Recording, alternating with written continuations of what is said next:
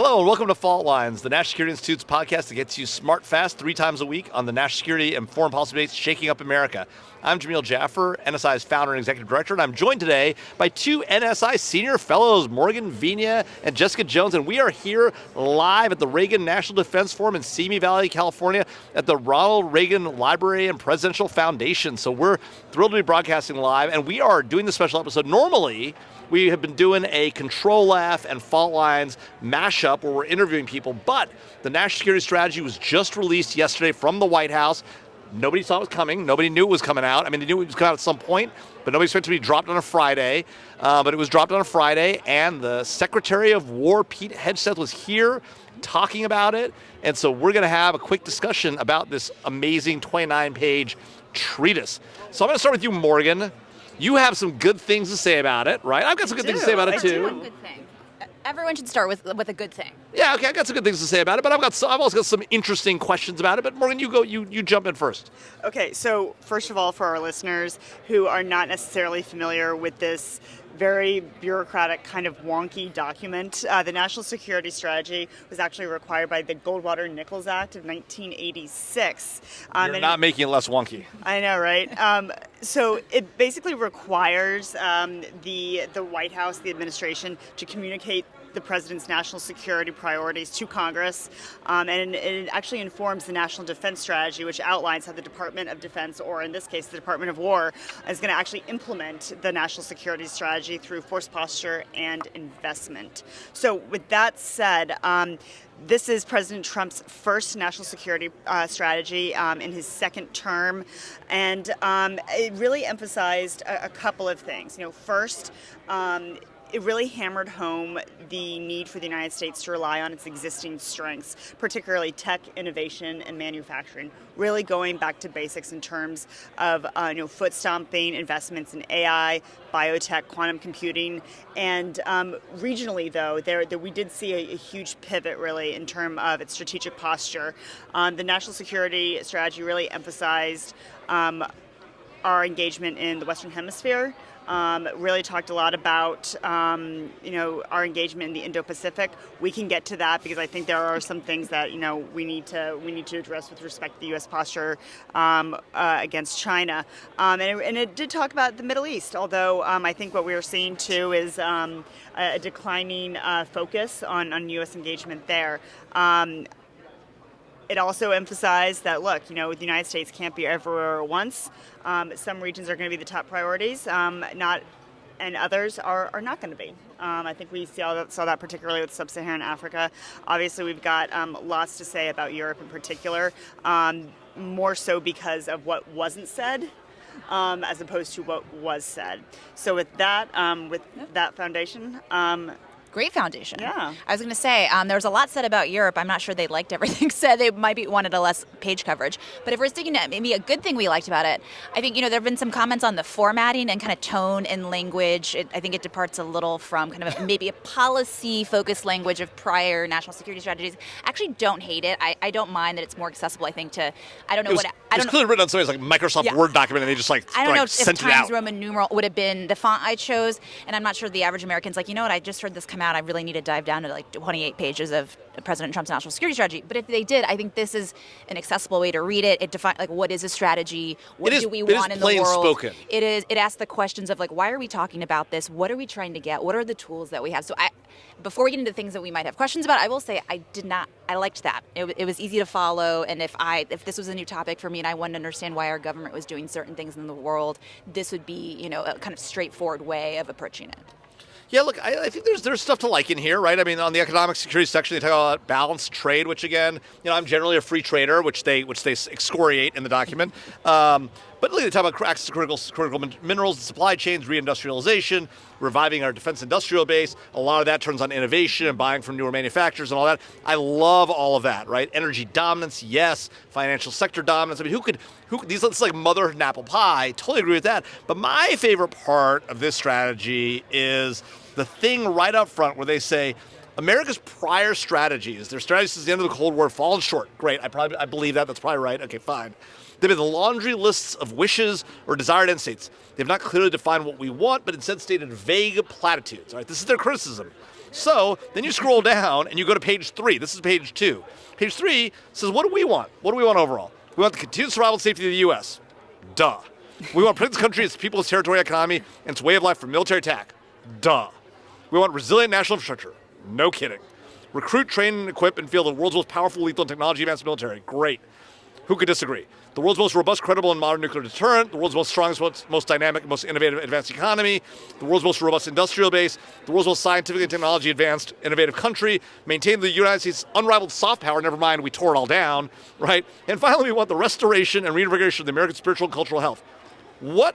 Okay, we want to ensure the Western Hemisphere remains reasonably stable and well-governed enough to prevent mass migration, want to halt and reverse ongoing damage to foreign actors in the American economy, blah, blah, blah, blah, blah, blah, blah. Who could disagree with this? These are literally vague platitudes. This is literally what they accuse every other strategy of doing.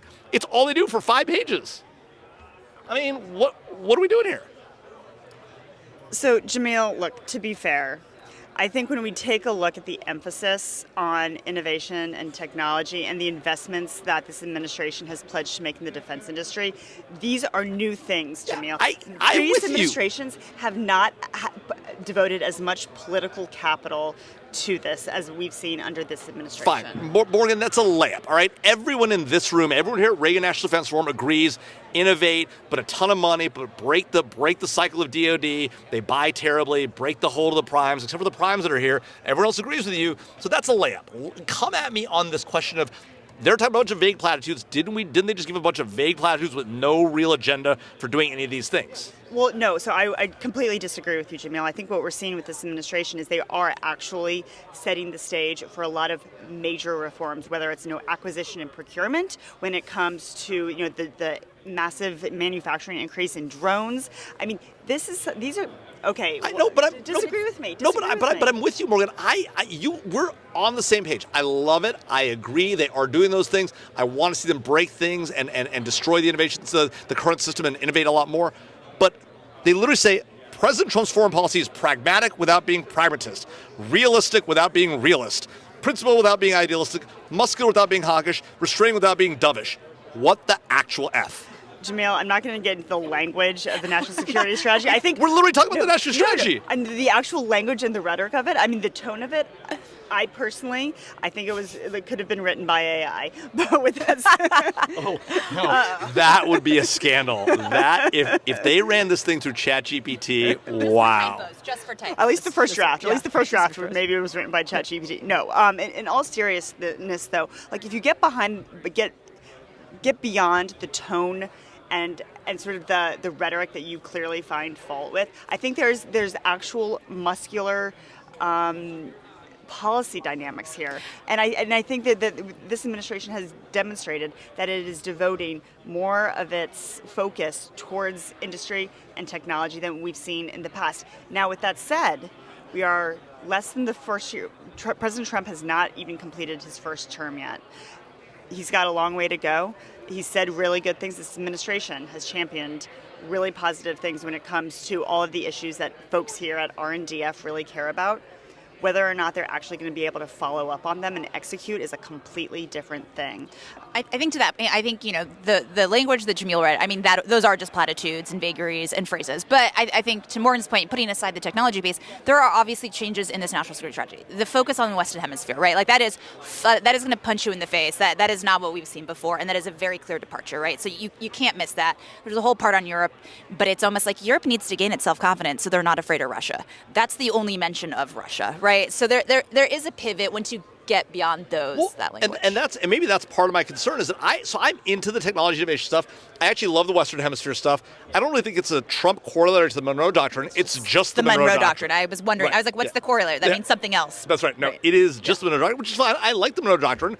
We should do it, right? She's trying to rebrand. Right. No, it's a rebranding. Right. It's a rebranding. It's now the Trump Doctrine. Fine. What's a corollary? They're just going with that. So they're hoping. But here's my real thing. On the things that matter, okay, so on Iran, they're good.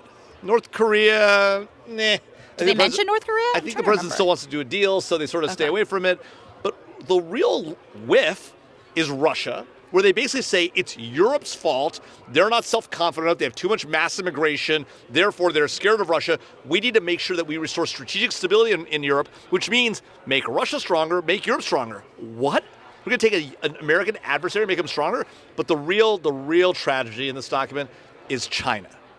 Literally says something to the effect of, we need strength without confrontation. What? That's how do you demonstrate strength if you're not ready to confront? You, in order to deter and in order to show strength, you have to be willing. The enemy has to be able to think you're ready to confront them. If you admit you're not able to confront them, then that's not a win. And literally, the Secretary of Defense talked about balance of power. He doesn't want the U.S. to dominate. Well, I thought we were America first. How's it America first to balance with China? Yeah, that was a weird position. It's we don't need to dominate, but we don't want anyone to dominate us. And I'm like, well, someone's got to win. So how does that actually play out in equation? Yeah, it does feel a little bit like the sort of Obama kumbaya deal, right? I mean, is this just a Trump version of like, can't we all just get along?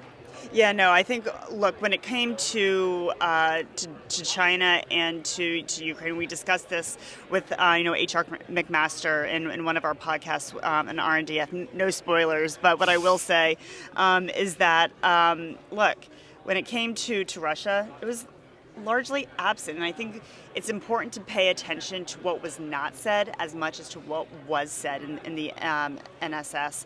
And when it came to Russia, there was very little mention. And I think it's because this administration genuinely believes, as frankly many other administrations have before. I mean, look at President Bush's previous remarks about Putin. He could see into his soul. Exactly. Right, and President Obama. We need to be very clear here. Putin cannot be brought in, and that I just don't see that as any possibility in this false narrative that somehow the United States and this president can transform that relationship. Or that it's Europe's fault for not having some kind of better relationship. Exactly. So I think we need to take a very realist approach when it comes to realistic approach when it comes to Russia and what the art of the possible is. Well, so what stood out to me, and I know this is obviously a strategy coming from the White House, but it feels so stamped by President Trump, right? Like his name is all over it. It's not just from the White House, it's from President Trump. It just reminds me, though,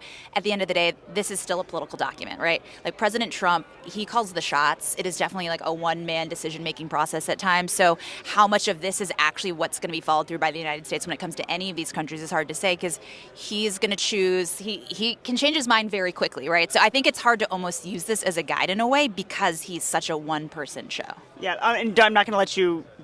I was about to say, don't hand the mic over to Jamil yet, because I'm not exactly finished. But I will say that the second piece of the strategy that I thought was absent, Jamil, which you touched on as well, is the China piece. China is more than just an economic threat here. Why do you think we are literally building autonomous surface vessels? Why are we making an effort to boost up our presence in the Indo-Pacific? Like, there is a very specific reason for that. And I would also argue, though, that I think this administration is also trying to be very cute in terms of how it approaches its adversaries, because we're only in our first year of our second term, that we need to leave space open for these conversations. We don't want to jeopardize any types of deals or agreements that might come after. So with that said, I think it's unfortunately a very short-sighted approach here, and we need to be a little bit more realistic in who our adversaries are and what the art of the possible is in working with them. Yeah, I think what's really interesting about this national security strategy is it's so different than in his first term, right? That one was written by H.R. McMaster and Nadia Shadlow, who actually have, what I think is the right view for America. I mean, but even Tulsi Gabbard, right, President Trump's own director of national intelligence in March, said the following about Russia's position. Regardless of how and when the war in Ukraine ends, this is from her testimony to Congress, regardless of how and when the war in Ukraine ends, Russia's current geopolitical, economic, military, and domestic political trends underscore its resilience and enduring potential threat to U.S. power, presence, and global interests. Those words do not appear anywhere in the national security strategy put out by the White House, the same White House that appointed Tulsi Gabbard to her position in a administration she still serves in just 8 months later. I don't get it. Do we forget that Russia is a threat to the United States? Do we forget China doesn't want to balance with us? They want to win, right? I guess what I don't understand is if Russia wants to win and China wants to win and we're America first, why are we playing the global and European balance of power?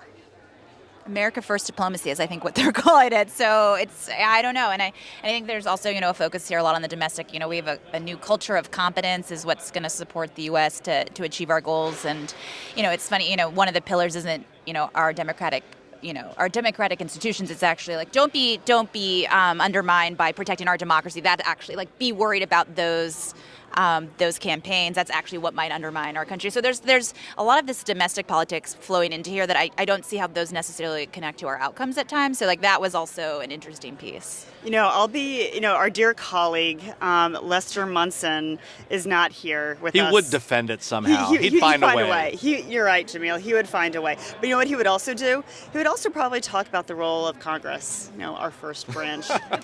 And we all laugh because it literally isn't doing its job. Well, my point exactly, right? And I think we've got the National Defense Authorization Act coming out here probably, God willing, it'll happen on Monday. It was supposed to come out, late last week. Well, Congressman Bacon earlier today told, no spoilers, but told us it was out. He just hasn't seen it. Right. No, that's a really good point. I probably need to, actually do my job and hunt that down. With that said, though, look, when we think about the role of Congress and national security and defense, look, the National Defense Authorization Act, the NDAA, has been coming out for 60 plus years now.